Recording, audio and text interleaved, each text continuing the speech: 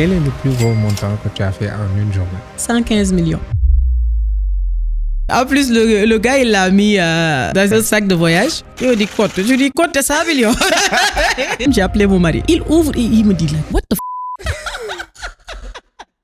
Aminata Ndao Sall, présidente directrice générale de plusieurs entreprises, dont China Online Import-Export, Eclat LLC, détergents et insecticides, 2 Million Within Academy, une académie de formation, Elite Buyer de Alibaba depuis longtemps. Quelles sont les différentes étapes par lesquelles passer pour mettre en place un très bon business? Tu commences d'abord par travailler sur toi-même, comprendre qu'est-ce que tu veux et où est-ce que tu veux aller. Deuxième étape, tu travailles sur quoi, à qui, quel est le problème à résoudre. Troisième étape, tu travailles sur la vente. Tu vends comment, quelles sont les procédures et surtout, c'est qui les cibles. Quatrième étape, c'est comprendre quand il y a une vente, quelles sont les étapes à passer jusqu'à ce que le client reçoit le produit. Faut-il vraiment de l'argent pour lancer un business? C'est très dangereux de lancer un business avec de l'argent. Quand on lance un business, on teste. Et on ne teste pas avec de l'argent. On teste avec des outils, on teste avec des cas de figure. Comme tu testes, tu commences petit. Je vais te poser une question, Manu. Vas-y. On est à 40% de l'année qui est déjà écoulée. Tu es à combien de pourcents de réalisation de tes objectifs de l'année 2026? Si vous voulez réussir quelque chose, ayez cette malformation, cette déformation de tout mesurer. Imagine aujourd'hui, tu perds tout ce que tu as déjà construit. Est-ce que tu penses pouvoir reconstruire tout ce que tu as déjà mis en place? Et est-ce que tu sais que ça arrive souvent de tout perdre? Maintenant, tout perdre, c'est matériel. La valeur de l'homme, c'est ce qui ne perd pas. C'est la connaissance, c'est la richesse interne, ce que tu apprends, les skills, les bases que tu as déjà acquis intellectuellement et spirituellement et tout ce qui est à l'intérieur. Et ça, on ne le perd pas. Le business, c'est toi. Si tu es organisé, tu auras un business organisé. Si tu es une personne carrée, tu auras un business carré. Si tu es désordonné, tu auras un business désordonné. Il ne faut jamais rien laisser au hasard. Si tu laisses au hasard, tu auras des résultats hasardeux. Pour la première fois, des experts, des entrepreneurs et des investisseurs te partagent des stratégies concrètes pour te permettre de devenir la meilleure version de toi-même. Ils vont te délivrer l'information noire, des secrets jamais révélés pour te développer personnellement et financièrement. C'est ça, la masterclass Business Expertise. Pour que nous puissions continuer à te donner gratuitement encore plus de ressources qui transforment ta vie, nous avons besoin de ta force. Il suffit juste de cliquer sur le bouton s'abonner. Merci de faire partie de ce mouvement de changemakers qui font bouger l'Afrique. Aminata Ndao Sall, on se revoit pour la deuxième fois. Juste pour ceux qui ne te connaissent pas encore, est-ce que tu peux te présenter tout en nous parlant de tous les business que tu as mis en place? Aminata Ndao Sall, présidente directrice générale de plusieurs entreprises, dont China Online Import-Export, Eclat LLC, détergents et insecticides, 2 Million Within Academy, une académie de formation. Et je rappelle que Aminata Ndao Sall, aujourd'hui, avec tous ses business, génère plusieurs centaines de millions avec ses business. On ne va pas revenir là-dessus. Ceux qui n'ont pas regardé notre premier podcast, on vous met le lien en description. Alors, il s'est passé 2 mois depuis notre premier podcast et apparemment qui a été très apprécié. Presque 200 000 vues maintenant. Entre-temps, est-ce que tu peux nous dire tout ce que tu as réalisé durant ces 2 mois? Ouf. Donc, Business Master de avril, c'était de 5 au 10. Et puis, le 15, 5 jours après, je suis partie en Chine pour un sommet que Alibaba avait organisé pour qu'on puisse former les suppliers qui vendent sur Alibaba sur ACO, qui est un outil d'intelligence artificielle, mais aussi pour leur donner l'autre partie, l'autre visibilité de cette partie client, d'accord, pour qu'ils puissent comprendre le mindset, l'attente du client. Great. Donc, après ça, on est parti. C'était censé faire 4 jours, ça a fini par faire 18 jours. Wow. Ça devait être 2 villes, on a fini par faire 8 ou 9 villes. Et puis après ces 18 jours, on a enchaîné en France avec le salon de la Teranga. Et puis 2 jours après le salon de la Teranga, le Business Master de Paris. Great. Donc ces 2 mois étaient cardio. Carrément. Et la Business Master de Dakar, il y avait combien de participants globalement? Ouh, on Combien était de à nationalités? 133, Wow. 133 participants. On était à près de 9 nationalités. Great. Burundi, Bénin, Côte d'Ivoire, Burkina Faso, Sénégal, bien sûr, et ceux qui étaient dans le diaspora aussi. En Chine, j'ai un peu vu les salles. C'était des formations avec combien de personnes en général? Celui qui m'a le plus marqué, c'est celui qu'on a fait à Nanning avec 600 chefs d'entreprise. Wow. 600 business owners, 600 personnes qui sont déjà de grandes entreprises qui vendent sur Alibaba. Selon toi, pourquoi est-ce qu'un géant comme Alibaba travaille avec toi? Ils ont compris que, en fait, tu ne peux pas raconter les rêves de quelqu'un d'autre. Et c'est effectivement pour ça qu'ils vont aller directement vers la personne qui l'utilise, vers la personne qui l'a maîtrisée, vers la personne qui est l'utilisateur direct. Et on est mieux placé en tant qu'utilisateur direct de maintenant éduquer le fournisseur, le supplier, ses fabricants, de comment on va être traité. Great. Donc, c'est pourquoi ils choisissent les top utilisateurs, comme on les appelle, les elite buyers.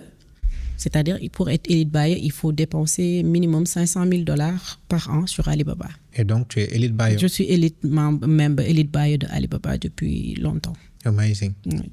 Imagine aujourd'hui, tu perds tout ce que tu as déjà construit. You lose everything. Il ne te reste plus rien. Est-ce que tu penses pouvoir reconstruire tout ce que tu as déjà mis en place? Et est-ce que tu sais que ça arrive souvent de tout perdre? Mm-hmm. It's not even a new thing.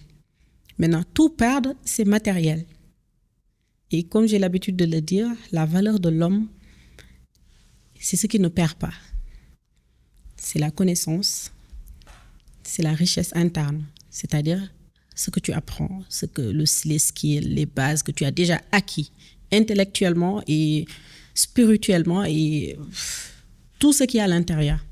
Et ça, on ne le perd pas. Maintenant, ces pertes matérielles, ça arrive encore et encore. Mais ce qui fait que tu puisses recommencer, c'est la richesse interne qui fait Manu, qui fait que même si on te ferme quelque part, tu vas faire de l'argent. Wow. J'en suis convaincue. Et maintenant, ça fait qu'aujourd'hui, je te dirais, si je devais recommencer à zéro, je vais d'abord me demander à savoir dans quel domaine. Si je donne l'exemple de Éclat, c'est des détergents et des insecticides. Donc, quand tu parles de recommencement, ça veut dire que je n'ai pas les fonds, je n'ai plus de liquidité.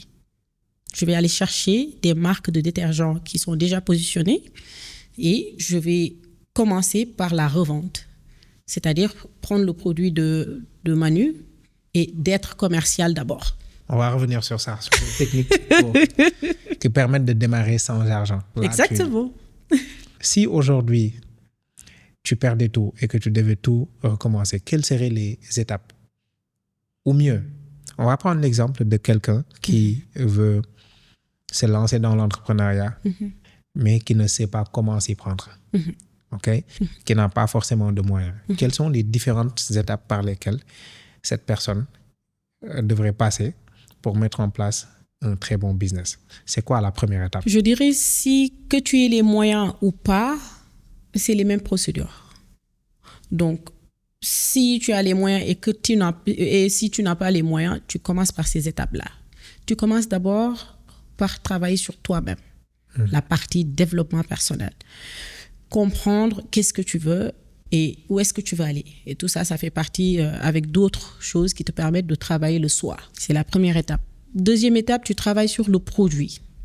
Quoi, à qui, quel est le problème à résoudre. Troisième étape, tu travailles sur la vente. Tu vends comment? Quelles sont les procédures? Et surtout, c'est qui les cibles. Quatrième étape, c'est les systèmes d'opération et de procédures. Comprendre quand il y a une vente, quelles sont les étapes à passer jusqu'à ce que le client reçoit le produit.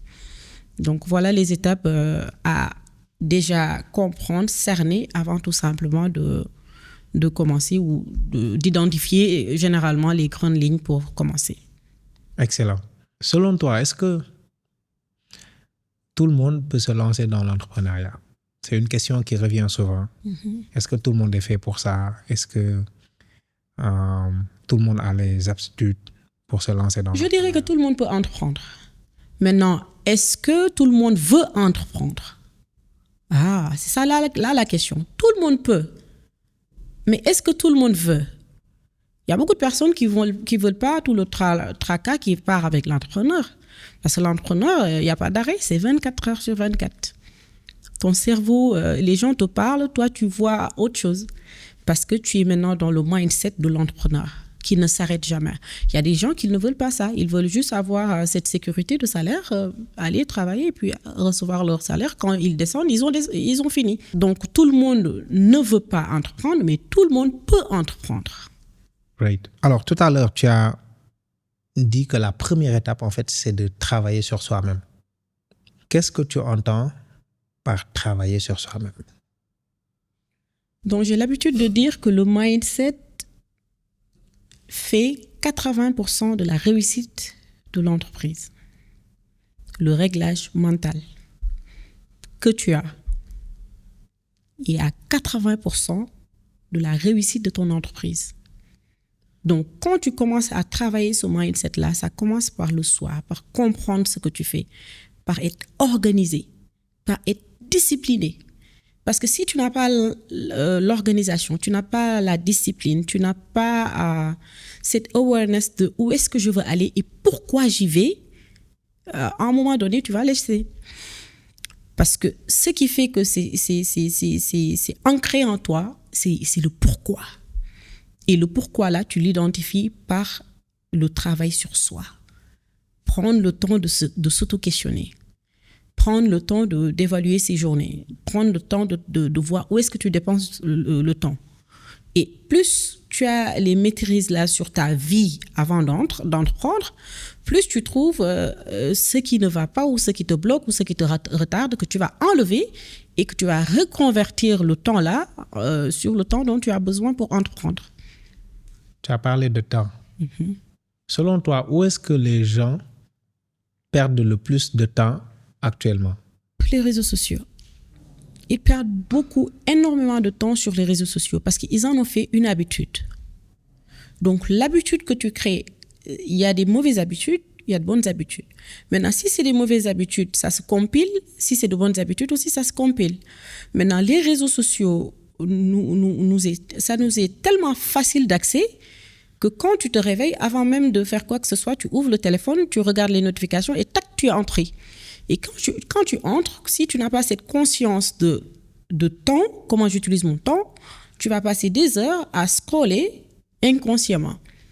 Donc, ça crée cette dépendance inconsciente et ça gaspille le temps. Donc, pour le moment, beaucoup d'études ont montré que les gens passent énormément de temps dans les réseaux. Et la plupart, ils sont là-bas, ils ont même des communautés, mais qui n'arrivent pas à rentabiliser ou à générer de l'argent avec ces réseaux-là. Parce que si tu passes 8 heures de temps, tu peux aller sur ton téléphone, tu regardes, tu as passé 8 heures de temps sur TikTok. Donc, ça veut dire que 8 heures de temps, tu les as dépensés, c'est ton argent. Tu les as dépensés sur quelque chose, un business qui n'est pas rentable. Alors que le business de social media, ça peut être rentable. D'autant plus que tu mets 8 heures de temps là-bas. Donc, ce que je suggère, c'est de switcher en fait notre manière d'utiliser les réseaux sociaux. Oui.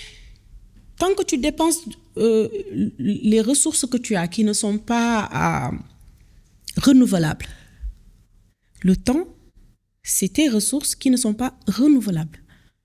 Donc, si tu les dépenses sur quelque chose, ça doit être des dépenses conscientes. Comme quand tu dépenses de l'argent, ça doit être consciente. Est-ce que ça entre et c'est mort? Ou est-ce que ça entre et c'est dupliqué, c'est multiplié? Donc, tout ce que tu dépenses, le temps que tu as, aujourd'hui, vendredi, d'accord? Il ne sera plus jamais vendredi, le 6, 11h, plus jamais. Tu l'as dépensé, ça ne va plus jamais revenir. Maintenant, est-ce que tu le dépenses sur quelque chose qui va se multiplier ou quelque chose qui, tout simplement, va le prendre et c'est fini? Donc, cette dépense, on doit toujours le mesurer. Toutes les dépenses qu'on fait, on doit les mesurer, que ça soit financière ou par le temps que tu passes. Great. Quelles sont les habitudes que l'on peut mettre en place pour avoir une routine d'entrepreneur prêt à être performant dans la journée? L'habitude de mesurer. L'habitude de tout mesurer. Moi, je dis, le temps que tu fais pour boire le café, tu dois savoir c'est combien de minutes. Le temps que tu dépenses pour prendre ta douche, tu dois savoir c'est combien de minutes. Si tu n'as pas cette habitude de mesurer, tu laisses tout au hasard. Et quand tu laisses tout au hasard, on dit le hasard fait bien les choses. Non, je dis le hasard ne fait jamais bien les choses. Il ne faut jamais rien laisser au hasard. Parce que si tu laisses au hasard, tu auras des résultats hasardeux. Est-ce que si on mesure tout, tout ce que l'on fait, on ne risquerait pas d'avoir une vie de robot? Non, tu as moins de charge mentale. Beaucoup de personnes te disent oui, les routines c'est pas bien. Non, les routines ça t'enlève les décisions et chaque décision te prend de l'énergie. Et l'énergie c'est ce qui fait que tu peux exploiter le temps mieux. Tu peux faire plus avec tes 24 heures alors que je fais moins avec mes 24 heures. Parce que tu as appris à gérer le temps. Moi j'ai pas appris à gérer le temps. Tu as appris à gérer ton énergie. J'ai pas appris à gérer mon énergie. Donc, ce que tu fais sur 8 heures de temps, moi, je le fais sur 3 jours. Donc, en fin de compte, je gaspille cette ressource que j'ai et qui n'est pas renouvelable. Il y a beaucoup de gens qui ont beaucoup de potentiel. Malheureusement, c'est des gens qui n'arrivent pas à décoller. Les gens qui peuvent être super intelligents, mais ils n'arrivent pas à décoller. Selon toi, quelle en est la cause? C'est des personnes qui ne passent pas à l'action. C'est des personnes qui peuvent aller apprendre beaucoup de choses, savoir beaucoup de choses et qui ne passent jamais à l'action. Et tu n'as pas de résultat si tu ne passes pas à l'action. Je peux connaître 5, je passe à l'action sur les 3. Tu connais 1000. Tu me dis tout le temps, fais ceci, fais cela. Moi, j'évolue, toi, tu n'évolues pas. C'est comme j'ai l'habitude de le dire, le prof de compta. Il va te dire, c'est comme ça qu'on fait la comptabilité, c'est comme ça qu'on crée des ressources, c'est comme ça qu'on crée une entreprise. Il ne passe pas à l'action, il a toutes les connaissances. Et toi qui passes à l'action, tu as des résultats qui dépassent le salaire qu'il a. Il ne passe pas à l'action. Choisissez d'être des personnes qui passent à l'action plutôt des personnes qui collectent l'information. Parce que l'information sans action est zéro. Et je remarque que beaucoup de gens ne passent pas à l'action parce qu'ils sont bloqués par l'aspect financement. Il me faut du financement, il me faut de l'argent pour lancer un business. Faut-il vraiment de l'argent pour lancer un business? Il ne faut pas de l'argent pour lancer un business. Et c'est très dangereux de lancer un business avec de l'argent. Comme j'ai l'habitude de le dire, quand on lance un business, on teste. Et on ne teste pas avec de l'argent. On teste avec des outils, on teste avec des cas de figure. Et même si c'est avec de l'argent, tu prends des échantillons. Même les grands laboratoires, ils testent avec des échantillons. Ils ne prennent pas toute la production pour tester. Donc, quand tu démarres, tu testes. Donc, comme tu testes, tu commences petit. Et selon toi, quel est le plus grand combat intérieur des entrepreneurs?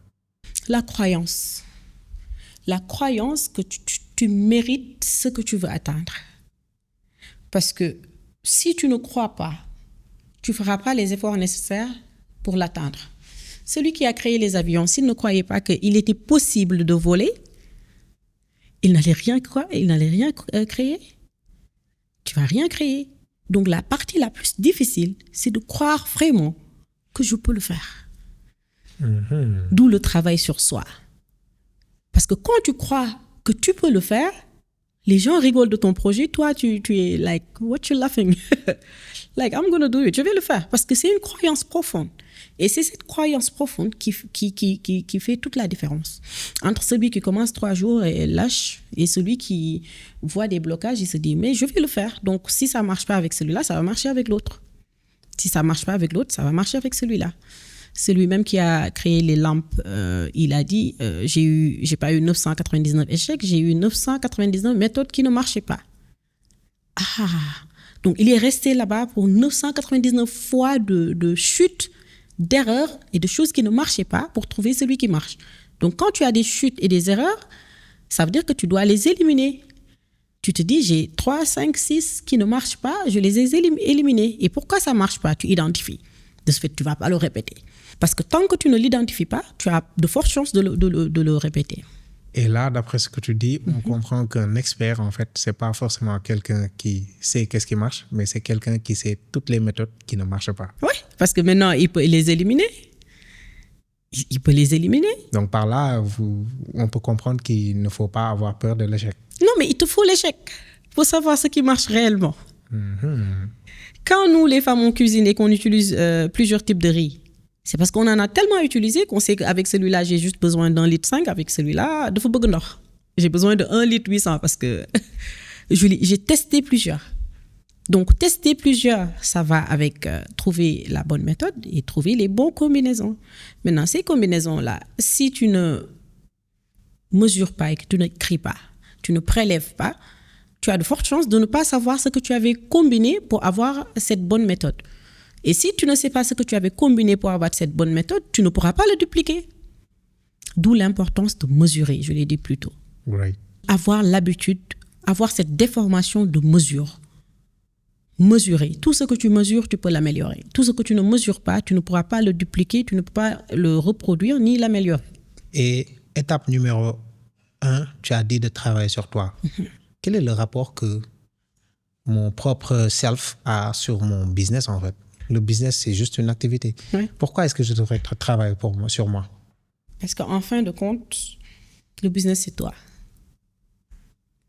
Le business, quand ça vient de naître, c'est toi. C'est comme un enfant sans mère.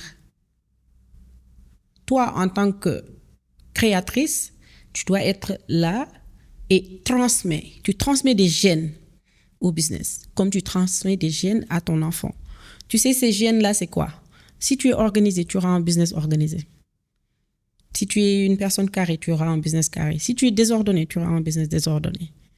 Donc, avant de faire cette legs-là, il faut que tu te canalises d'abord, que tu t'organises d'abord avant de léguer à ce business qui peut-être dans le futur sera celui de quelqu'un d'autre, mais que tu vas le léguer en bonne et due forme, comme quand tu prends ta fille et que tu le donnes en mariage. Tu le lègues en bonne et due forme. On ne va pas te le ramener. Parce que tu as fait tout ce qu'il fallait, non seulement cette legs génétique, mais aussi cette legs de voici comment on se comporte, voici comment on se tient. Excellent. Donc, on est le prolongement de notre business. On est notre business, comme tu l'as dit. Donc, on a travaillé sur nous-mêmes. Et la prochaine étape, c'est le produit.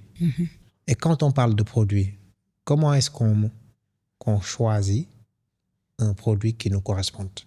Est-ce qu'on peut se lancer dans tous les business? Est-ce qu'il suffit simplement de se demander quels sont les business qui marchent? Ou bien, qu'est-ce que je peux faire avec telle somme? C'est des questions que les entrepreneurs ont l'habitude de poser. J'ai 100 000 francs, j'ai 500 000, j'ai 1 million. Quels sont les business avec lesquels quels sont les business que je peux démarrer avec telle somme? Ou bien, quels sont les business qui marchent bien actuellement? Est-ce que c'est la bonne manière pour Donc, démarrer? Ça veut dire que tu seras orienté. Qu'est-ce que j'injecte pour ressortir quelque chose? Ça, c'est le business. Maintenant, il y a l'entrepreneur, il y a le business. L'entrepreneur, le businessman plutôt, l'entrepreneur cherche à trouver des solutions pour des problèmes. Le businessman cherche à sortir de l'argent, cherche à multiplier. Donc, cette personne, peut-être, c'est pas sur le long terme, elle essaye tout simplement de sortir des ressources, donc elle essaye de mettre quelque part où elle peut multiplier rapidement et amener. Alors que l'entrepreneur ne cherche pas forcément à sortir de l'argent maintenant. L'entrepreneur cherche à trouver des problèmes et à les régler. Peut-être ça peut être sur le long terme. Et peut-être même ce sont ces problèmes à elle qu'elle veut régler. Donc, plus tu es concentré, problème, solution, plus tu as les produits qui marchent réellement. Oui, si tu résous un problème. Si tu vas, par exemple, à l'hôpital, tu n'es pas là en train de bargain, like how you say that in French. Tu n'es pas là en train de marchander. Tu ne marchandes pas. Parce que c'est un problème que tu as réel qu'ils vont résoudre. Tu as des douleurs, ils vont te les enlever. Donc, le fait qu'ils vont te les enlever, leur prix, c'est du prix pharmacie, il n'y a pas de négociation. C'est tant, c'est tant. Tu viens, tu payes. Parce que la vente réelle, elle se passe avec la personne qui en a besoin. Et cette personne comprend que tu l'aides. Elle ne voit plus, oui, tu veux me vendre quelque chose. Quand quelqu'un te dit, tu veux me vendre quelque chose, parce qu'elle considère qu'elle n'a pas la douleur que tu essayes de régler. Donc, c'est des ventes forcées. Mais les ventes réelles, c'est quand tu essayes d'enlever une douleur à Manu et tu lui dis, il te faut ces lunettes-là. Il ne réfléchit pas, il te dit, c'est combien? Here you go. Donc, quand on comprend ça, ça change tout. Effectivement. On veut démarrer un business, on veut démarrer un produit. Comment est-ce qu'on fait le choix d'un bon produit? Le choix d'un bon produit, c'est un produit qui résout un problème. Maintenant, on te dit, fais quelque chose que tu aimes faire. Moi, je dis que, en fait, une entreprise qui marche, ça ne dépend pas que de quelque chose que tu aimes faire. Ce que tu aimes faire, quand tu vas le faire, tu sais ce que ça va faire. Ça va faire que pendant les moments de difficulté, tu vas pouvoir aller plus. Tu ne sens pas la fatigue. Parce que quand tu fais quelque chose que tu aimes, tu ne sens pas cette fatigue. C'est tout ce que ça résout. Hein. C'est pourquoi ils arrivent à persévérer et à aller de l'avant. Mais effectivement, ce qui fait que le business, ça marche, c'est de pouvoir persévérer. Maintenant, ça, c'est juste une petite partie que le fait de le vouloir peut l'aider. Mais quand tu te dis, je vais faire ce que je veux, mais en fin de compte, tu n'es pas le client. Ce n'est pas toi qui achètes le produit. Non, ne fais pas ce que tu aimes ou ce que tu es passionné par cette activité. Non, fais ce qui répond à une demande, qui résout un problème et qui enlève une douleur. Voilà ce qu'il faut faire. Maintenant, si c'est en phase avec ce que tu aimes faire et que tu parviens à l'enlever en offre, ça change tout. Donc, tu as 2 en 1. Tu le fais avec plaisir. Oui. Le plaisir, c'est juste un peu plus. Tu le fais avec plaisir, mais aussi tu résous le problème de l'autre. Great. Notre objectif cette année, permettre à 10 000 personnes de lancer et de développer leur business. Et la première étape pour y arriver, c'est d'inspirer et de motiver à travers ce podcast qui met en avant des parcours d'entrepreneurs confirmés. Et pour toi qui vas aller plus loin, nous te proposons un pack qui va te permettre de démarrer concrètement ton business et de faire tes premières ventes. Dans le pack, tu as une formation business qui t'explique de manière simple les piliers du business. Comment avoir un mindset d'entrepreneur, créer une offre irrésistible, mettre en place une stratégie de communication, élaborer un système de vente, mettre en place un système de délivrabilité, gérer les opérations, logistique, finance, ressources humaines. Dans le pack, tu as aussi un e-book avec 100 idées business rentables et faciles à lancer en Afrique. On lance ce pack Business Starter à un prix vraiment très accessible pour permettre au maximum de personnes d'en profiter. 9 900 francs CFA. L'offre est limitée, donc clique sur le lien en description pour en profiter dès maintenant. Donc là, tu as trouvé un produit. Comment est-ce que tu te lances avec peu de moyens ou sans argent? Pour revenir à ce qu'on disait tout à l'heure, si je me dis que je veux me lancer dans les détergents et insecticides, je regarde ce qui est déjà le géant. C'est des détergents et insecticides, c'est Éclat le géant. Je vais venir, je dis, Madame Sall, comment je fais pour vendre le produit? Est-ce que vous avez des systèmes où on peut prendre le produit et aller le vendre pour vous? Je peux être commercial pour vous gratuitement. Quelle entreprise va refuser? C'est pas Éclat. Je veux prendre ton produit, je le vends gratuitement. Donc, je suis commercial pour ton entreprise et tu n'as pas besoin de me payer. Je vais vendre, tu me donnes à un prix, je vais vendre à un plus de plus. Donc, ça veut dire que ça va te permettre de comprendre comment le client réagit. Quelles sont les frictions de base? Quelles sont les choses qui les dérangent ou qui les plaisent le plus? Donc, tu es en proximité de ce que tu veux créer. Et pourtant, ça ne te demande pas un franc. Hein? Et pourtant, tu vas vendre. Tu vas vendre. Si tu vends 10 boîtes et que la marge, c'est 600, tu as 6 000. Alors que tu as commencé de zéro. Tu as fait de l'argent de zéro. C'est clair. Donc, tu peux faire de l'argent de zéro. Maintenant, commence par vendre le produit que tu veux créer. Ça va te permettre de comprendre l'algorithme autour de ce produit. Intermédiation. Donc, tu commences par la vente. Tu ne crées pas de produit. Non. Tu vas avoir quelqu'un qui a déjà créé le produit. Et tu vas collaborer avec cette personne en devenant son commercial. Oui. Et qui refuserait bien sûr qu'on écoute ses produits pour lui. Et je pense que c'est quelque chose qui est applicable à peu près presque. Dès aujourd'hui, tout de suite. Pendant que tu écoutes ça, tu peux immédiatement te dire je veux faire quoi, qui le fait, comment je le fais pour toi. Même si ce n'est pas un produit physique, même si c'est des services, ça va te permettre d'apprendre. Gratuité. C'est-à-dire, propose tes services gratuitement. C'est toujours la meilleure manière de vendre immédiatement et de connaître, d'être à l'intérieur. Pas dans le je pense que c'est comme ça que ça marche. Et derrière aussi, tu as tellement raison parce que tu as pas mal d'avantages. Parce que tu le fais gratuitement, mais derrière, tu as des références. Oui. Même si c'est un service. Tu as l'expérience aussi. Tu as l'expérience, tu as les références. Ouais. Que tu peux utiliser après. Tout à fait. Pour vendre à un certain prix. Oui. Si je viens et que je dis, Manu, je vais te faire ce pan-là gratuitement, je te fais... Parce que je sais que Manu va toujours filmer ici. Mon produit va se voir. Ils vont lui demander, il va dire, c'est Madame Sall qui a fait ça. Non seulement moi, je peux utiliser ça en termes de référence, comme tu dis, mais toi aussi, tu vas me renvoyer des personnes. Ouais. Parce qu'on te demande, tu dis, c'est naturel, non? Tu ne vas pas dire, je ne veux pas te dire qui m'a fait ce pont, d'autant plus qu'on te l'a fait gratuitement. Ouais. Donc, ce sera avec plaisir que tu vas dire, écoute, c'est celui-là qui l'a fait. Donc, tu m'amènes des leads qualifiés en plus. C'est clair. Je discute avec pas mal d'entrepreneurs qui faisaient de très bons chiffres au début de TikTok avec des lives. Et pas mal de ces entrepreneurs se plaignent maintenant. Ils se plaignent de « Ah, maintenant, les lives, ça ne marche plus autant qu'avant. Maintenant, il y a trop de concurrence. Tout le monde fait la même chose. Je connais des gens qui vendaient de la friperie, etc., qui faisaient beaucoup de chiffres. Maintenant, ça ne marche plus parce qu'il y a trop de gens qui font la même chose, etc. » C'est quoi le vrai problème, selon toi? Je dirais qu'ils n'ont pas su s'adapter. Parce que le monde évolue en vitesse qui est impressionnante. C'est-à-dire, si tu restes 2 mois sans te former sur ces compétences, tu es obsolète. Maintenant, imagine, tu prends 5 ans pour faire ton master. Tout ce que tu as appris, c'est déjà obsolète.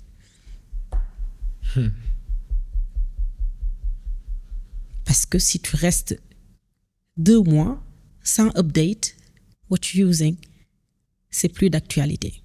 Surtout quand on est dans le digital. Et aujourd'hui, même les formations que tu es allé faire en Chine touchent à l'IA. Oui. SEO, c'est un outil d'intelligence artificielle. Yeah. Aujourd'hui, quelle est l'importance de l'IA dans nos activités? Quelle est l'importance de savoir l'utiliser? Et quel est le risque de ne pas savoir l'utiliser selon toi? C'est comme Internet il y a 30 ans. Ça va tout changer. Et soit tu es à jour, soit tu es obsolète. Et quand tu es obsolète, c'est comme BlackBerry. Hein? Ne sois pas BlackBerry. On te montre iPhone, tu dis c'est un jouet. Tu es à des milliards de dollars. Le lendemain, tu as de 0 vente. Because you need to be updating yourself every single day. Tous les jours. Tu dois être au taquet. Tu dois voir. C'est pourquoi quand tu es dans plusieurs produits, tu ne peux pas faire ce travail. Quand tu touches à beaucoup de choses, tu ne peux pas faire le travail qu'il faut réellement pour suivre le marché, pour suivre ton produit, pour savoir qu'est-ce qui est en train de bouger et avec quoi tu dois bouger pour ne pas être obsolète. Qu'est-ce qu'il faut vraiment pour vendre? Comment est-ce qu'on met en place une stratégie efficace de vente? Il faut savoir tu vends à qui. Parce que si je vends à Manu et si je vends à Madame Sall, c'est pas pareil. Si je viens, je te dis oui, la nuit, après avoir lavé la vaisselle, etc., tu mets le produit. Tu dis oui, ça ne me concerne pas. Ça ne te concerne pas. Mais moi, quand on me dit, ça me concerne. Ah, c'est la période où tout le monde dort. C'est la période où tout est bien rangé. Donc, effectivement, je peux appliquer cette méthode-là. Ça me parle. Il faut savoir parler à la personne à qui le produit est destiné et lui montrer que c'est fait que pour toi. Parce que l'être humain est naturellement égoïste. On veut la chose qui est faite pour moi. Moi seul. On va avoir cette impression de sur-mesure. Du moi seul. Great. Est-ce que tu peux nous partager des techniques de vente que les gens sous-estiment, mais qui quand même marchent bien? Le prix mignon. En d'autres termes, la gratuité. Dans les grands supermarchés, par exemple, tu peux voir des plateaux où ils te donnent des cookies à tester.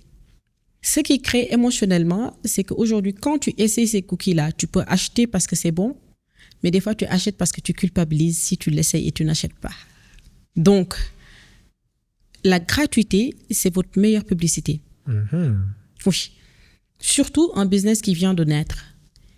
Donnez le produit, une petite quantité qui va pousser la personne à venir acheter. Soit parce qu'elle ne veut pas essayer le produit et ne pas acheter, soit parce que le produit il est bon. Maintenant, comme j'ai l'habitude de le dire, il faut s'assurer que ton produit il est excellent. Pas qu'il est bon, mais qu'il est excellent. De ce fait, non seulement quand la personne va l'essayer, elle va revenir, mais elle va t'amener d'autres personnes. Et c'est ça le réel combat. Avoir un produit qui over-deliver. Pas qui livre par rapport à tes promesses. Hein. Si tu me dis, tu as un produit, si tu l'utilises, tu auras les verres qui scintillent. Et qu'en fin de compte, je l'utilise, non seulement mes verres scintillent, ça sent bon, c'est facile à utiliser, l'emballage est joli. Tu m'as tellement livré plus que ce que tu m'as promis que maintenant, c'est l'expérience. Maintenant, tu m'as vendu une expérience. Great. Je remarque en fait que tu es une personne qui ne lésine pas sur la communication. Quand il faut faire ce qu'il faut faire pour la communication, tu le fais. Et je vois qu'il y a énormément de gens qui s'attendent à attirer des prospects, des clients qui sont intéressés, sans pour autant mettre ce qu'il faut dans la com. Quelle est l'importance de la com? Mais si j'ai 10 000 personnes qui ont besoin de mon produit, mais qui ne savent pas son existence, est-ce que le besoin va vendre? Non, je ne vais pas vendre. Parce que j'ai un bon produit. Mais si je n'arrive pas à l'exposer devant celui qui en a besoin pour qu'il dise, tac, ah, tiens, ça existe, j'en avais besoin durant tout ce temps, je ne pourrai pas vendre. Donc, sans communication, il n'y a pas de vente. Et sans vente, il n'y a aucune entreprise qui va tenir. Great. Et on déroule notre business, notre plan de communication, etc. Il y a énormément de clients qui sont là. Mais rapidement, on peut se retrouver piégé en fait dans notre business. On a l'impression que si on n'est pas là, le business ne fonctionne pas. Okay. C'est quoi le problème et comment est-ce qu'on le règle? Le problème peut être le fait de ne pas savoir déléguer. Et quand tu ne délègues pas, ça veut dire que tu n'as pas de système. Quand tu n'as pas de système, tu es toujours au centre et au cœur. Si tu es au centre et au cœur, on ne pourra pas te sortir de ce business-là. Donc, ça veut dire que tout va tourner autour de toi. Tu es la pièce maîtresse. Et quand tu es la pièce maîtresse, tu n'as pas une entreprise, tu as un job. Tu as un travail. Si tu as un travail, si tu n'es pas là, ça ne marche pas. Si tu es là, ça marche. Donc, ne cherche pas à avoir un travail. Cherche à avoir des systèmes. Cherche à avoir une structure qui fait que tu sois là ou pas, que ça soit duplicable, ce que tu es en train de faire. Et ça, c'est ce qu'on appelle les systèmes d'opération et de procédure. Je pense que la majeure partie des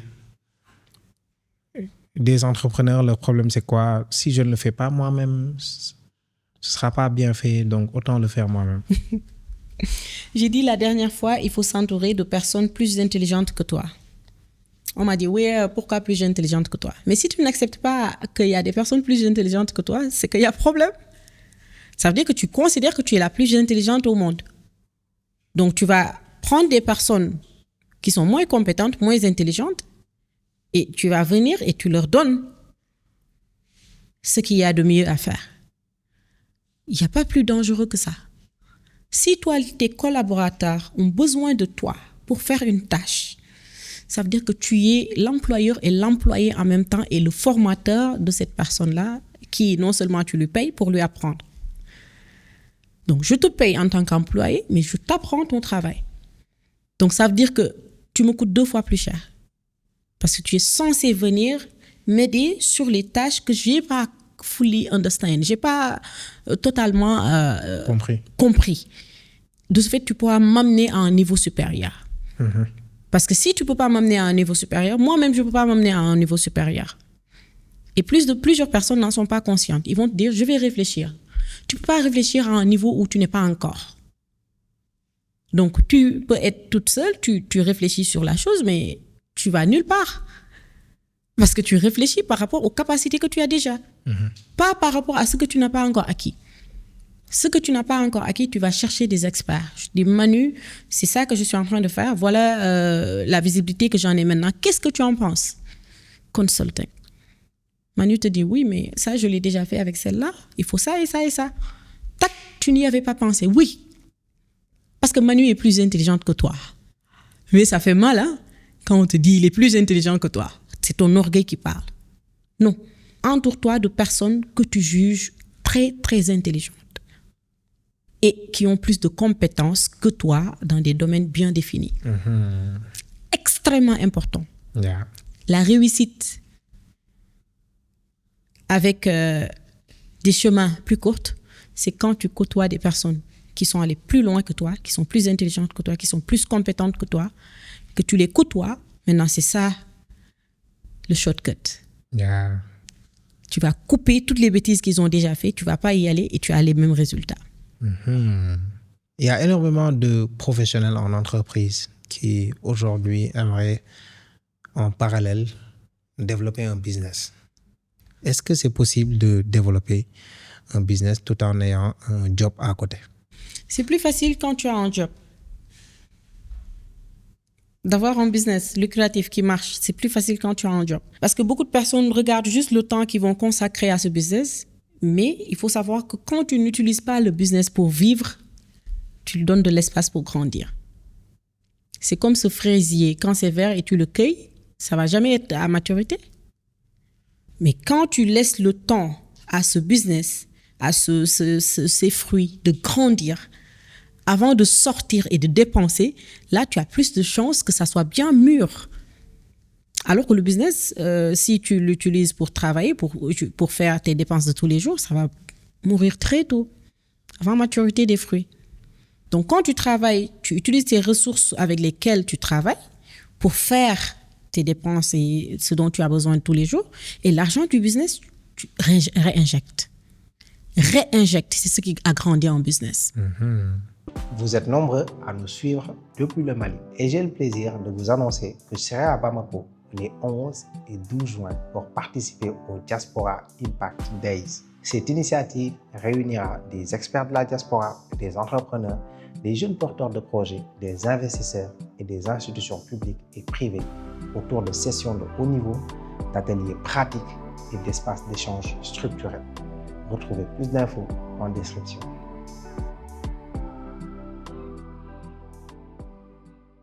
Et l'autre problème que l'on note souvent, c'est les Africains de la diaspora. Le problème qu'ils ont souvent, c'est qu'ils aimeraient lancer quelque chose ici en Afrique ou bien dans leur pays d'origine. Mais ils ont souvent des problèmes. Ça ne marche pas. Soit on a bouffé l'argent par-ci, ou bien ils ont eu affaire à des gens qui les ont dupés, etc. Est-ce que c'est possible de lancer un business qui marche fully en remote, à distance, de lancer et de gérer un business qui marche à distance? C'est possible. C'est très possible. Moi, tous mes business, je les ai lancés à distance. Donc, depuis 10 ans, je travaille à distance. Donc, je suis l'exemple parfait, la preuve vivante que tu peux lancer un business qui génère des centaines de millions à distance. Maintenant, il y a beaucoup de problèmes qui se soulèvent sur ce que tu viens de dire. Si tu me dis, on m'a dupé, donc ça veut dire que tu n'as pas été vigilante. Si tu me dis, le business ne marche pas, qu'est-ce qui ne marche pas dans le business? Parce que dans le business, il y a beaucoup de choses qui se passent. Est-ce que c'est les employés? Est-ce que c'est le produit? Est-ce que c'est la vente? Plus tu identifies où est-ce que ça ne marche pas, plus on va prendre le problème, on l'ouvre, on le dépièce, on regarde c'est quoi exactement. Si tu me dis, j'ai pas les bons employés, comment est-ce que tu recrutes? Quand tu les recrutes, est-ce qu'ils ont une visibilité de ce qu'ils doivent faire?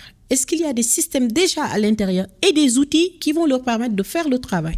Non, je leur ai dit juste de vendre. Donc, le problème, c'est pas celui que tu recrutes. Le problème, c'est toi. Le problème, c'est toi par manque de système. Le problème, c'est toi pour ne pas savoir comment déléguer. Le problème, c'est toi pour ne pas avoir les outils de travail.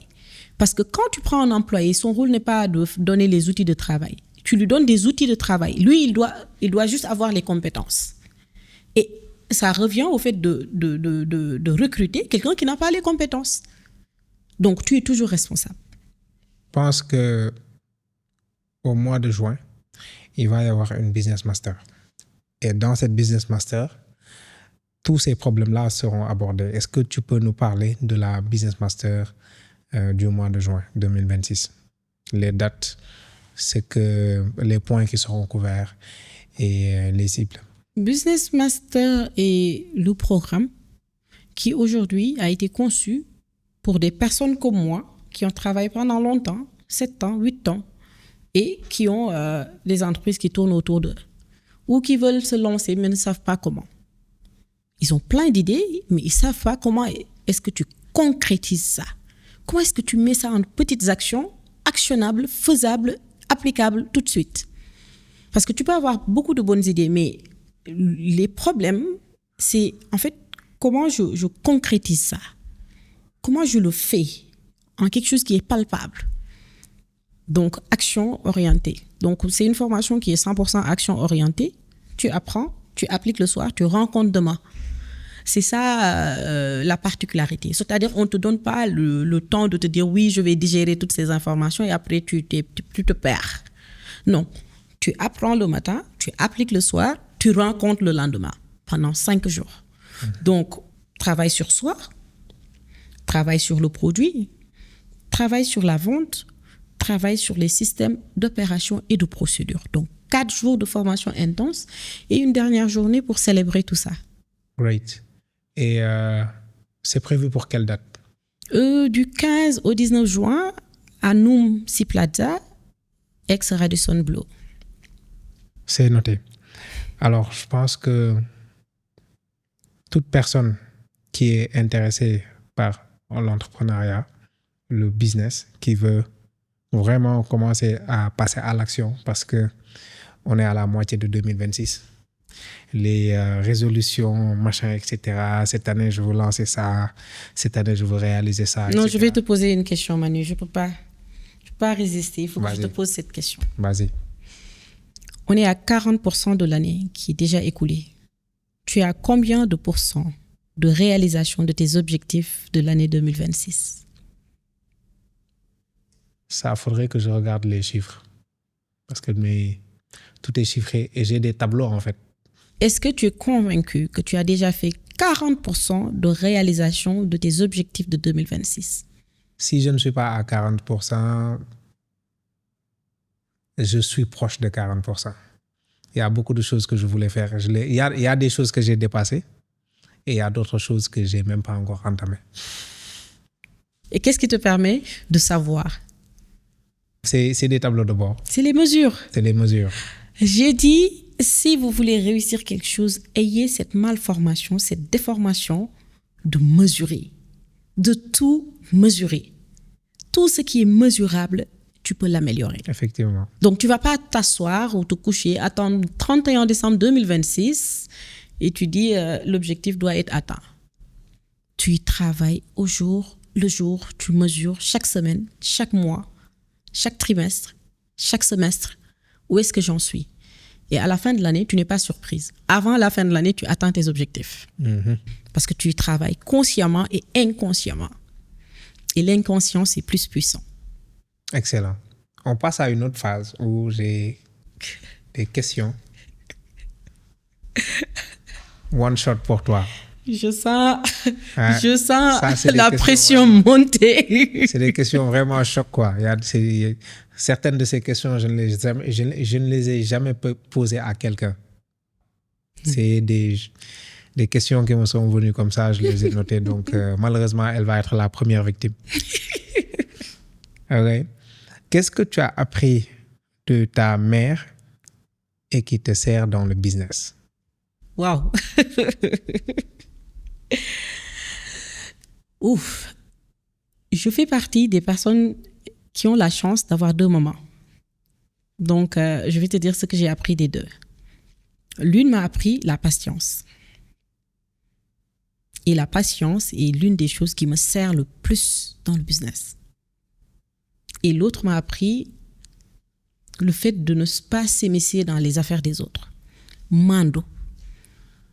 C'est un mot très puissant, c'est un très mot riche. qui est très riche. En Wolof, oui, je ne pourrais même pas le définir, s'occuper de ses affaires en français, mais c'est bien plus que ça. Bien plus que ça. Culturellement, on sait que c'est un mot qui est beaucoup plus chargé en sens, mais pour vraiment simplifier, on va dire mind your own business. Elle m'a montré que she minds her business.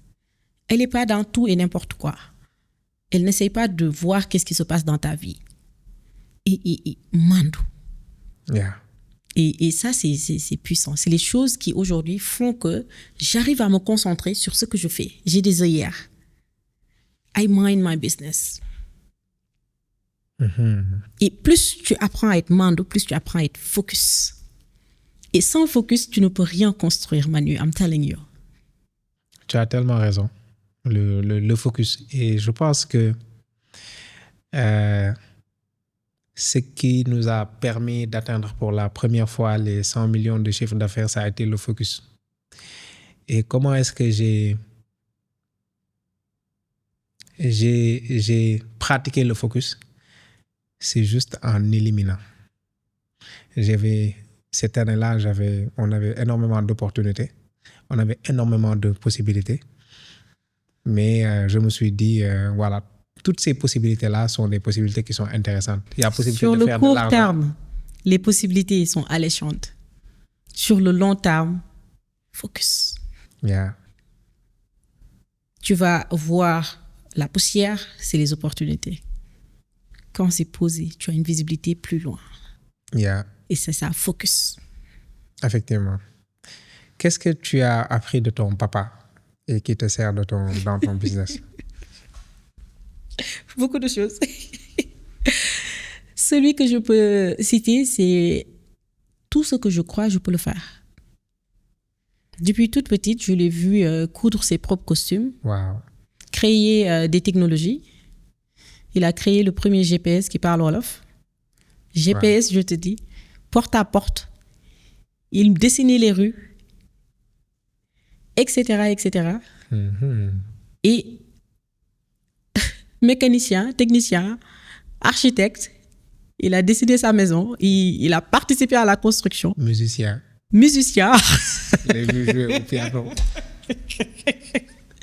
Piano, etc. Non, je suis un de ses grands fans, quoi. Je le suis sur Instagram.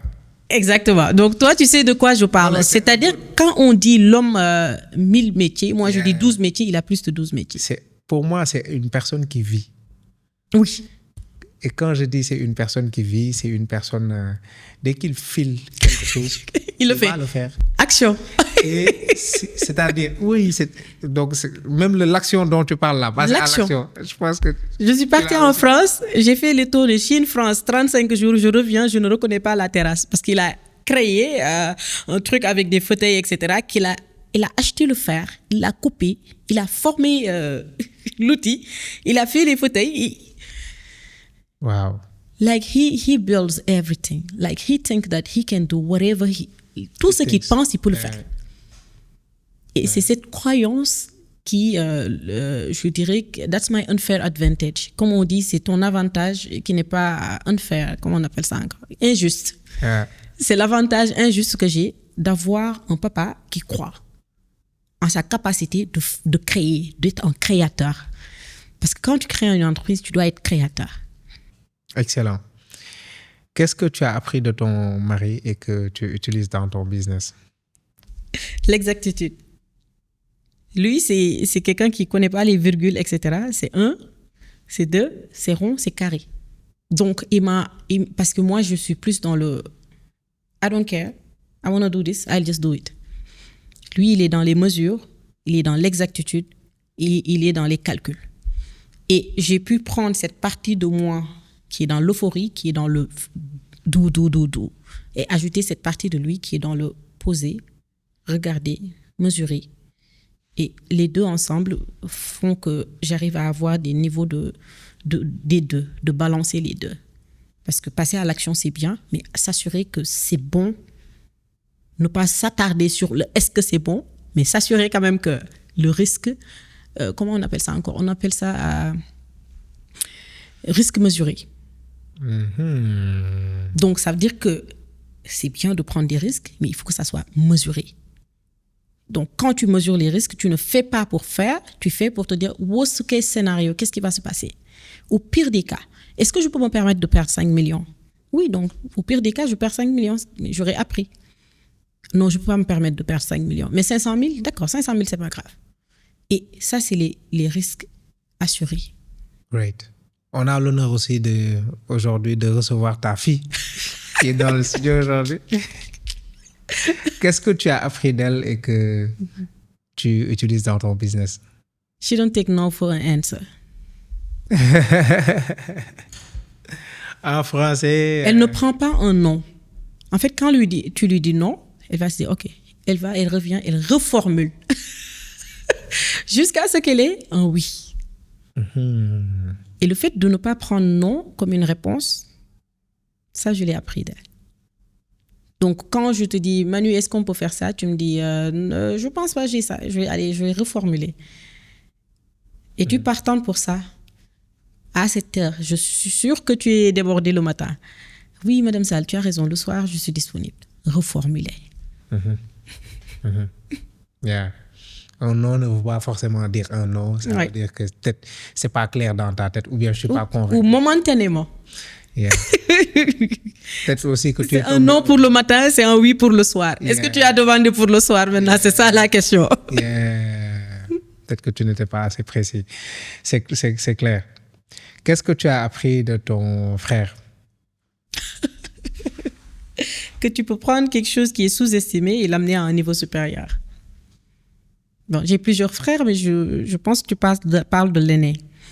J'ai appris de mon frère aîné que tu peux prendre quelque chose qui est sous-estimé et de rajouter de la valeur à ça et de te positionner en tant que The One.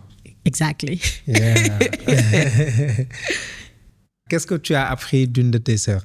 Tu as plusieurs sœurs chez Jeune Mouton. Je vais citer 2 sœurs. J'ai appris de ma petite sœur Khadija que you don't have to be loud to express yourself. Tu n'as pas besoin de parler ou d'être dans l'action pour exprimer ce que tu veux dire. Et j'ai appris de l'autre que, en fait, si tu ne tolères pas quelque chose, exprime-le. J'ai appris de Samira, si tu ne tolères pas quelque chose, exprime-le. Ne le garde pas. Tu l'exprimes et puis après, c'est fini. Yeah. Qu'est-ce que tu as appris d'un ami ou bien d'une amie et que tu utilises dans le business? J'ai appris de Manu qu'il faut savoir écouter. Pourtant, je n'ai pas l'impression d'être une personne qui sait écouter. Si tu ne savais pas écouter, ce podcast n'allait pas arriver là où il en est aujourd'hui. Tu sais très bien écouter et tu écoutes profondément, avec présence. Et ça me marque parce qu'une personne qui ne sait pas écouter ne va pas aller loin. Surtout quand tu es leader. Quand tu es leader, ce que tu dois apprendre, c'est à te taire. Tu dois apprendre à plus te taire pour savoir ce qui se passe dans la tête des gens, pour savoir ce qu'ils pensent réellement. Ne donne pas tes inputs. Ne complète pas les phrases. Boule jelly. Ne complète pas les phrases. Laisse-les exprimer ce qu'il y a au plus profond de leur pensée. Tu pourras en utiliser, tu pourras l'exploiter, mais aussi tu pourras t'améliorer et améliorer cette pensée s'il y a lieu. Mais tant qu'ils disent en d'autres termes, si tu vas être une personne qui évolue, qui est intelligent, il faut que tu aies des oreilles qui entendent. Et pour entendre, il faut écouter sincèrement. Parce que des fois, on écoute juste pour répondre. Ça, c'est pas écouter. Yeah, right. Écouter sans se demander à savoir qu'est-ce que je vais dire après. C'est là où on écoute sincèrement. C'est pourquoi ça te prend du temps de répondre à tes invités quand ils finissent de parler. Yeah. Parce que tu écoutes sincèrement. Peut-être que c'est ce qui me permet parfois d'avoir des questions qui me viennent, d'être inspiré parce que même durant cette session, j'ai eu à poser pas mal de questions, mais c'est grâce à ton développement aussi que j'ai pu puiser parce que tu as ouvert des portes. Et c'est ce que les experts font. D'habitude, quand tu poses une question à un expert, il t'ouvre des portes, il t'ouvre des perspectives, pas mal de choses que tu n'avais même pas imaginées. Parce que tu sais écouter. Yeah. Quand tu écoutes sincèrement, c'est comme des brèches. Quand tu n'écoutes pas sincèrement, tu réponds. Et puis après les feux de l'action, tu dis, mais pourquoi je n'ai pas demandé ça? Parce que tu as pris maintenant le temps de digérer tout ça, d'y réfléchir, et maintenant la pertinence vient. Mais sur le feu de l'action, tu as posé des choses qui n'étaient pas peut-être pertinentes parce que tu n'avais pas écouté. Donc bravo pour ton écoute, c'est extraordinaire. Ça me bluffe à chaque fois. Merci beaucoup. Je le prends comme des encouragements pour continuer à plus travailler sur ça, quoi. Quel est le plus gros montant que tu as fait en une journée? 115 millions. Wow. Une seule facture. Great. Comment est-ce que tu t'es senti en encaissant cette somme? J'ai réalisé que l'argent était lourd pour la première fois. C'était en cash, je me rappellerai toujours. Waouh! Oui, c'était en cash. En plus, le gars, il l'a mis dans un sac de voyage. Yeah. Un sac de voyage noir avec les ouvertures comme ça, qui vont de bout en bout avec les deux ouvertures à côté, les sacs de voyage là. Il vient avec les blocs comme ça. Il vient et j'attends qu'il fasse chéquier, etc. Il me dit, c'est dans le sac. Je dis quoi? Il me dit, compte. Je dis, compte 100 millions. Parce qu'effectivement, il m'avait donné 100 millions pour après compléter les 15 millions. Mais je lui dis, mais non. Après, j'ai pris le sac. C'était tellement lourd. Et je l'ai pris, je l'ai amené dans la chambre. J'ai appelé mon mari. Je ne lui ai pas dit c'est de l'argent. Je lui ai dit, ouvre le sac. Il me dit, ouvre le sac. Qu'est-ce qu'il y a dans ce sac? Je lui dis, ouvre seulement. Il ouvre et il me dit, like, what?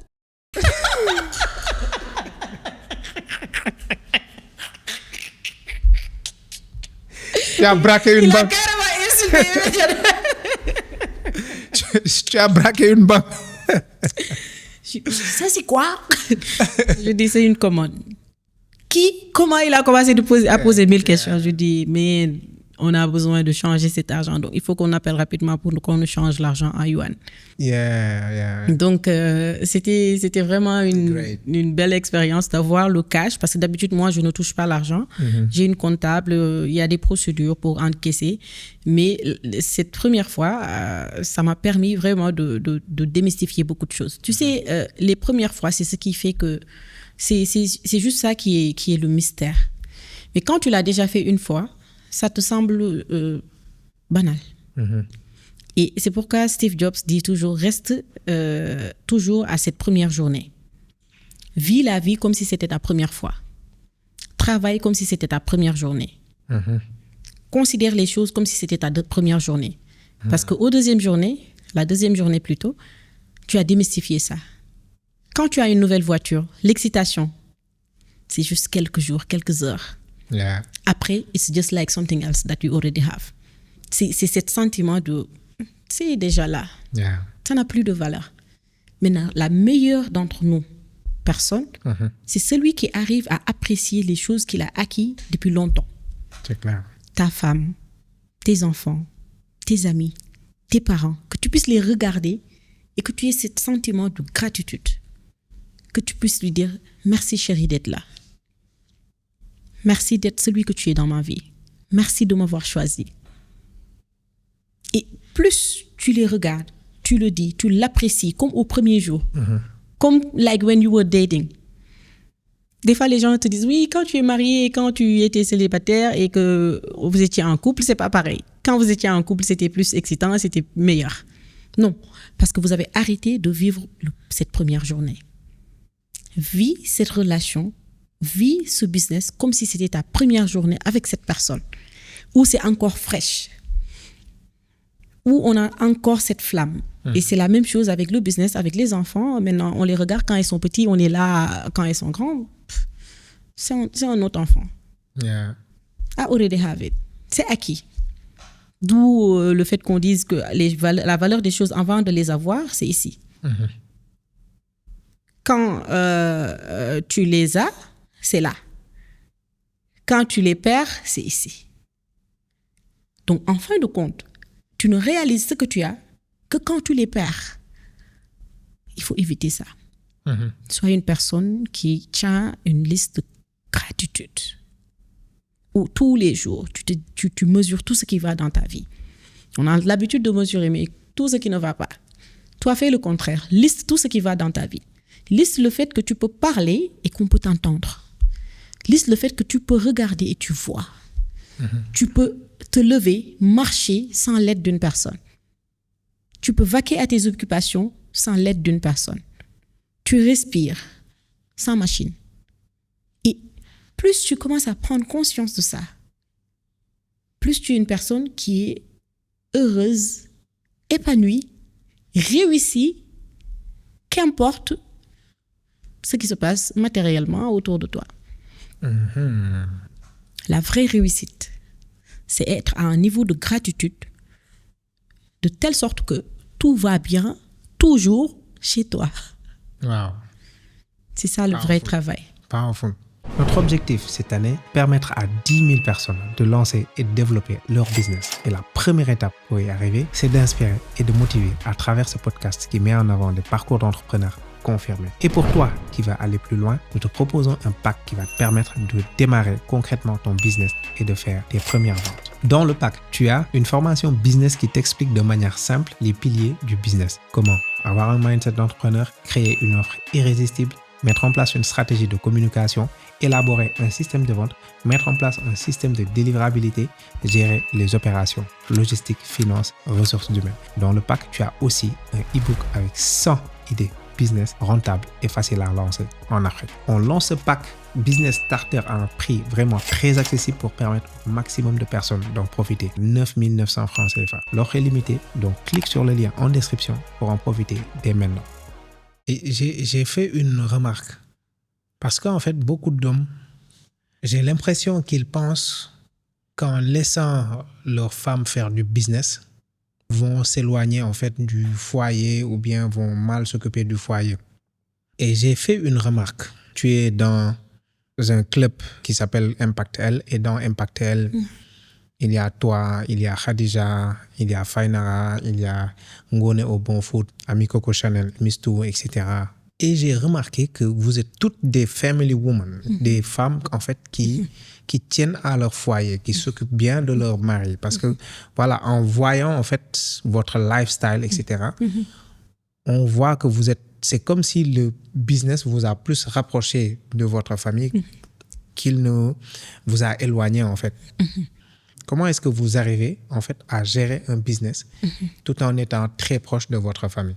Moi, je dirais qu'en tant qu'homme, assure-toi toujours que ta femme est épanouie. Parce que si la femme est épanouie, ça déteint sur tout le reste. Ça déteint sur toi, sur tes enfants, sur tout ce qui se passe autour de la maison. Donc, si cet épanouissement pour elle, c'est de travailler, il va être là à atteindre ses objectifs. Si tu l'aides, tu verras que tout autour de toi va marcher mieux. Parce que non seulement elle va avoir le support que tu lui donnes, pas de stress, ce support qui fait qu'elle parvient à faire son travail correctement et à rentrer rapidement et à t'aider parce que tu l'aides à atteindre ses objectifs. Oui. Parce que l'être humain a toujours ce sentiment de te rendre. Maintenant, il faut faire attention à ce que tu donnes. On a toujours cet empressement de te rendre ce que tu nous as donné. Et en mieux. Tu m'aides, je veux t'aider coûte que coûte. Je double. Donc, plus tu changes ta manière de donner à la personne, plus tu n'as pas besoin pour qu'elle te rende. C'est clair. Donc, il faut soutenir les femmes, il faut les pousser. Parce que quand ça va avec la femme, toute la maison, ça va. Quand ça va avec l'homme, ça peut ne pas détendre. Ça peut ne pas détendre. Et quand ça va avec la femme, ça va avec les enfants, la maison est propre, et puis tout le reste qui suit. Donc, il faut s'assurer que ça va avec les femmes. Effectivement. Qui est la personne la plus intelligente que tu connais? C'est mon père. Assurément. Non, je suis trop fan de ce père-là, je t'assure. Je dirais qu'il est la personne la plus intelligente que j'ai jamais rencontrée. Right. En te voyant faire du chiffre, voyager, travailler avec des entreprises comme Alibaba, réaliser des projets, je suis sûr que énormément de personnes voudraient être à ta place. Quelles sont les choses difficiles que tu vis, mais que les gens ne voient pas? Écoute, j'aime ma place. Je suis très, très heureuse de là où je me trouve dans la vie, de l'évolution que j'ai faite, de tout ce que je réalise. Mais il y a toujours des challenges. Toujours des challenges. Plus tu veux plus tu dois faire plus. Plus ces challenges-là, tu les résous, tu atteins le niveau supérieur. C'est comme les jeux.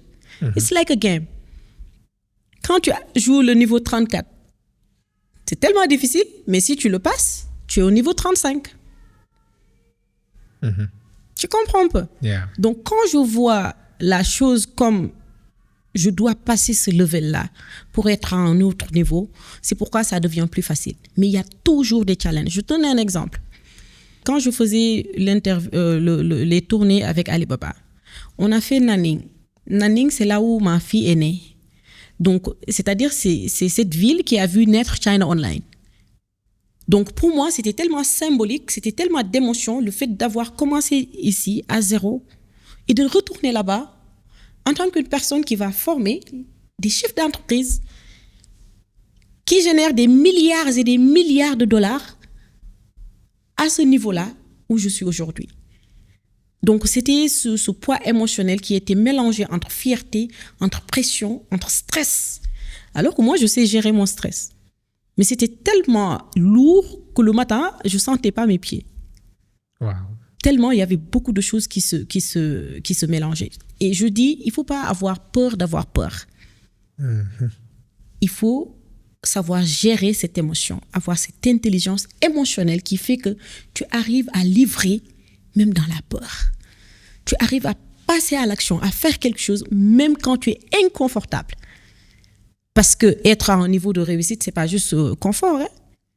C'est savoir aller au-delà de je me sens pas bien, je fais rien, je me sens bien, je fais quelque chose. Non, tu fais toujours quelque chose, qu'importe où cet état que tu as émotionnellement. Mm-hmm. Et en France, j'ai pleuré pour des fascicules. Chaud de larmes sur les rues de Paris, la veille de Business Master Paris. Pourquoi? Tu me diras, Madame Sall, mais pourquoi tu pleures que pour des fascicules? C'est pour dire qu'on est humain, Manu. On est humain, on a des sentiments, on a des émotions. Mm-hmm. Maintenant, ce qui fait la différence, c'est que tu tombes, mais combien de temps ça va te prendre pour te relever? Et les fascicules, on avait donné à un transporteur avec les touches et tout ce qu'il faut, les supports de cours pour le Business Master de Paris. Et la personne me dit, oui, j'ai pris le carton, je l'avais déjà posé ici. En fin de compte, où sont les fascicules? On cherche, on enlève. Moi-même, je suis allée au dépôt pour enlever les bagages. Là où je devais me concentrer, préparer mon cours pour enlever les bagages parce que je n'avais pas de personnel là-bas sur place. Mm-hmm. And it humbles me. Yeah. Donc, moi, je n'ai pas pleuré que les fascicules. J'ai pleuré sur le fait de merci à Dieu de m'avoir fait vivre cette expérience et de savoir que les personnes autour de moi, ils m'aident énormément. Savoir que les personnes autour de moi, ils me facilitent la tâche. So it was a grateful moment. Et après, j'ai juste pris une photo de moi. Je l'ai postée sur Internet. J'ai mis « I'm so proud of you, Aminata ». Et personne ne sait ce qui se passe à l'intérieur. Mm-hmm. J'étais fière de moi parce que j'ai pu me laisser aller. Parce que des fois... les plus courageux, ce n'est pas ceux qui ne pleurent jamais ou qui ne tombent jamais. C'est ceux qui savent se laisser aller. Faire face à ce qui te fait mal. Mm-hmm. Pas le refouler ou le repousser. Faire face et apprendre et se relever. Et ça s'est très, très bien passé. Ils n'ont même pas senti qu'ils n'avaient pas le papier. Mais moi qui suis obsédée par l'expérience étudiante, yeah. Ça m'a fait mal. Donc, il y a toujours des douleurs. Il y aura toujours des douleurs. Et plus tu apprends à faire face aux douleurs et à se dire qu'est-ce que Dieu essaye de me communiquer ici? Mm-hmm. Qu'est-ce qu'il essaye de me donner comme message ici? Parce qu'en Chine, c'était une voiture, on t'ouvre, une assistante avec toi. Même le sac, il ne me laissait pas tenir ça. Parapluie, il ne me laissait pas tenir ça. Et il me couvait et j'arrive en France toute seule. Je fais tout moi-même. And it humbles. Yeah. J'ai une connaissance là qui a une fois fait un post. C'est un grand entrepreneur. Il va bientôt passer sur le podcast. Il fait un post. Sur l'un des postes, il est dans un avion en first class. Et sur l'autre poste, il est sur une charrette. Il s'est pris en photo. Il montre la dualité. Et il a fait plusieurs photos de ce genre. Où ici, il est dans un confort de l'hôtel, machin, ouais. Etc. C'est ce qui se passe tous les jours. Et quand tu es entrepreneur, on se rend compte, en fait, que tu dois être une personne qui n'est pas, accrochée, qui ne s'accroche pas à une seule réalité. C'est-à-dire, vu que je suis à ce niveau maintenant, business class, je vois à business class, je ne dois plus jamais voyager en économie. Et ça me rappelle aussi il y a Nabou Fall qui est passé il y a pas longtemps. Je lui ai demandé quelle est l'expérience qui l'a le plus choqué. Il me dit un milliardaire qui descend de son jet privé. Elle lui dit, bon, je suis pas venu en véhicule, on va prendre un taxi de gars. Ouais, let's go, on y va. Tout à fait. Et ça l'a You tellement learn choqué. to be comfortable in any situation. Yeah. That's the key. Tu es confortable, qu'importe les situations. Et moi, je dis confortable dans l'inconfort. Parce que quand c'est confortable, c'est easy. It's easy to get comfortable when it's comfortable. Mais le challenge, c'est de pouvoir être confortable, que ça soit en bassin ou que ça soit Yeah. 5 star. Yeah, c'est And clair. I'm comfortable. Sois confortable, qu'importe ce qui t'entoure. Parce que dans chaque scénario, tu apprends. Est-ce que tu peux nous donner des exemples de transformations que tu as eues dans tes business masters, des retours que tu as eus dans tes business masters? Après les business masters, comment est-ce que les gens sont transformés? Quels sont les retours que tu as? Il y en a plein. Je donne d'habitude l'exemple de Binan Café parce qu'elle, quand elle faisait le business master, elle n'avait pas encore d'entreprise. Elle n'avait pas d'idée. Elle travaillait en tant que salariée. Et après le business master, en 6 mois, elle a fait plus de 6 millions de chiffre d'affaires. Wow. Avec juste du café. Je donne l'exemple de Dira aussi qui a juste une boutique comme les boutiques au bout de la rue, qui vendent juste des denrées de première nécessité, qui après la formation, non seulement elle a structuré cette boutique, et au millimètre près, elle parvient à savoir qu'est-ce qui est fait, qu'est-ce qui n'est pas fait pour une boutique. Où tu me diras, ils ont des centaines et des centaines de produits, donc c'est pas facile à maîtriser. C'est pas facile à maîtriser et c'est pas maîtrisable, ça fait 2. Are you willing to do the job? Est-ce que tu es prêt à faire le travail? Donc, elle, c'est l'exemple type que qu'importe où est-ce que tu appliques les systèmes, tant que tu es prêt à faire le travail, tu as des résultats. Et on en a plein, on en a beaucoup qui aujourd'hui, je donnerai l'exemple de la Marquaise, quand elle faisait la formation, elle dit, moi j'ai un bac+8, doctorat, je suis cadre dans une entreprise, mais juste après la première journée, il a dit c'était transformationnel parce que le fait qu'elle puisse voir réellement qui elle est, voir réellement les zones d'ombre qu'elle avait ou les habitudes qu'elle avait ou les déformations qu'elle avait, les paradigmes qu'elle avait sur elle-même qui l'empêchaient d'avancer. De pouvoir non seulement enlever ça, créer d'autres habitudes, juste ça peut changer ta vie, même si tu ne continues pas la formation.